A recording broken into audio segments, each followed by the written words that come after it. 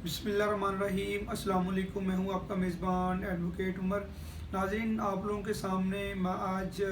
एक ऐसी तलख़ और हक़ाइक़ से भरपूर रिसर्च लेकर आप लोगों के सामने हाज़िर हुआ हूं, और उस सारी इन्फॉर्मेशन को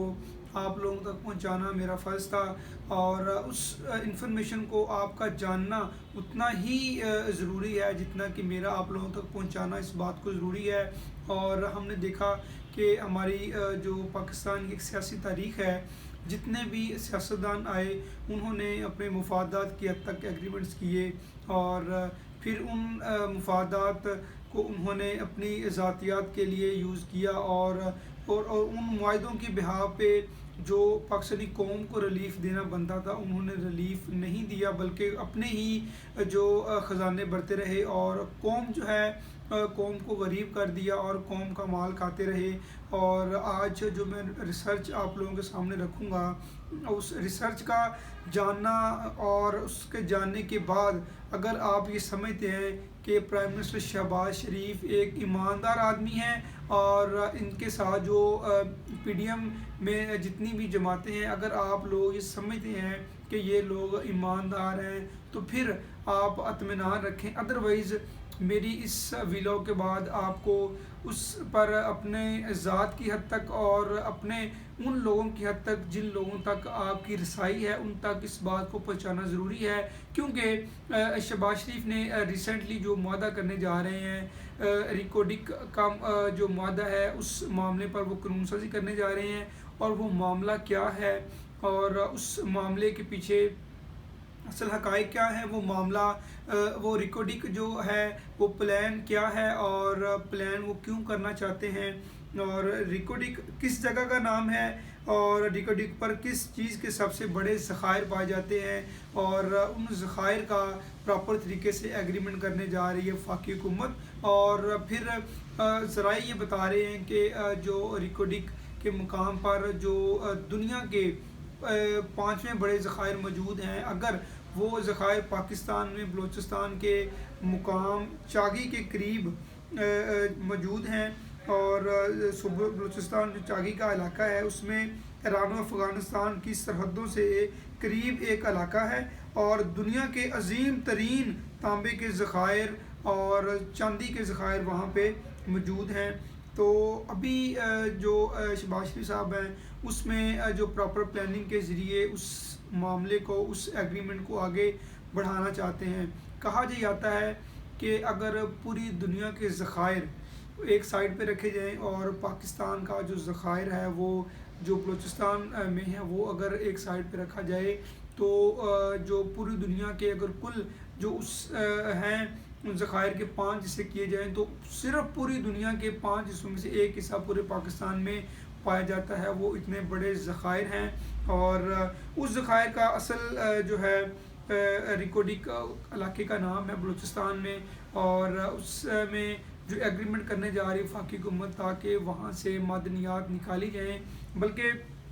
आज से 27 साल पहले अमेरिका की एक कंपनी है ब्रोकन हिल्स, उन्होंने पाकिस्तान के साथ मुआहदा किया कि हम वहाँ से मिनरल्स निकालते हैं, और फिर उनके साथ ये एग्रीमेंट हुआ कि जो बलूचिस्तान की हुकूमत है उसको 25% आप उनको देंगे, और इसके अलावा ये भी शर्त तय पाई थी कि जो वहाँ से मिनरल्स निकलेंगे उनको आप रिफ़ाइन करने के लिए आप बैरून मुल्क नहीं लेके जाएंगे, बल्कि पाकिस्तान में ही रिफ़ाइनरी लगाई जाएगी। और इसके अलावा ये भी उनके साथ एग्रीमेंट था, ये शर्त रखी गई थी कि बलूचिस्तान की हुकूमत का जो एनुअली बजट है और उनमें जो उनका मुनाफा है वो बढ़ाया जाएगा। तो अभी उनमें थोड़ा सा उन्होंने ये एग्रीमेंट हुआ और थोड़ा बहुत उन्होंने वर्क करना शुरू कर दिया अमेरिका की कंपनी ने। तो अमेरिका की कंपनी ने अपने साथ एक ऑस्ट्रेलिया की कंपनी जिसका नाम है टेथियान, उनको अपने साथ मिला लिया, और उन दोनों कंपनीज ने वहाँ पे खुदाई के ज़रिए प्रॉपर काम करना शुरू कर दिया। और सितंबर 2002 में इस कंपनी को लाइसेंस जारी कर दिया गया कि आप वहाँ पे खुदाई कर सकते हैं, और उन्होंने प्रॉपर तरीके से वहाँ से खुदाई शुरू कर दी। तो उनके दरमियान जो शराइत तय पाई कि एक तो आप यहाँ पे रिफाइनरी लगाएंगे, और इसके अलावा ये होगा कि आपने जो ज़खायर میں سے جو معدنیات آپ نے نکالنی ہے وہ آپ پاکستان سے باہر نہیں لے جا سکتے. آپ نے جو ریفائنری آپ یہاں پہ ایڈجسٹ کریں گے آپ انہی کے ذریعے ان کو آپ ریفائن کریں گے. اور پھر کیا ہوا کہ کمپنی نے ان شرائط کو ماننے سے انکار کر دیا. انکار کیوں کیا؟ کیونکہ وہ یہ چاہتے تھے کہ ہم جو ہے یہاں سے تانبے اور یہ سونے کے جو ذخائر ہیں ہم جو اصل میں یہ باہر لے کے جائیں, پھر جو بچا کھچا ہوا مال ہے وہ ہم پاکستان کو دے دیں گے. لیکن پاکستان نے اس بات سے ماننے پر انکار کر دیا کہ ہم اس فیصلے کو نہیں مانیں گے. اور پھر یہ معاملہ ڈسپیوٹ ہو گیا, اور جو انہوں نے پاکستان کو رقم دی تھی انہوں نے وہ رقم واپسی کا مطالبہ کر دیا. اور واپسی کے مطالبے کے لیے جب انہوں نے پاکستانی حکام خصوصاً جو بلوچستان کی اتھارٹی ان سے رابطہ کیا تو اتھارٹی نے 2011 میں ان کا لائسنس منسوخ کر دیا. اور پھر اس فیصلے کے خلاف ٹی سی سی نے سیکٹری بلوچستان کو انہوں نے ایک اپلیکیشن فائل کی, وہ بھی مسترد ہو گئی. اور پھر سپریم کورٹ نے 2012 میں 1993 والا جو ان کا پہلا ایگریمنٹ ہوا تھا امریکہ کے ساتھ اس کو قلم قرار دے دیا اور سارا معاملہ ہی وائنڈ اپ ہو گیا. لیکن انہوں نے جو 4 ارب انہوں نے ڈالر دیے تھے انہوں نے اس کا کلیم انہوں نے کیا کہ جو عالمی انٹرنیشنل ٹرائیبیونل ہے وہاں پہ انہوں نے جو انہوں کو 4 ارب ڈالر انہوں نے اس کا کلیم کیا. تو اس ٹرائیبیونل نے پاکستان کو 4 ارب ڈالر بما 2 ارب سود اور جو ان کے اوپر ایکسپنسز آئے تھے ان کی واپسی کا ان کو حکم نامہ جاری کیا کہ آپ نے 2 ارب سود کے ساتھ ان کے پیسے واپس کرنے ہیں. پاکستان نے پھر کیا کیا؟ پاکستان نے نظر ثانی کی درخواست پر جو دائر کی وہ 2020 میں ڈیسائیڈ ہوئی. ان پر اس درخواست پر ٹرائیبیونل نے عارضی طور پر حکم امتناع جاری کر دیا کہ آپ جرمانہ ادا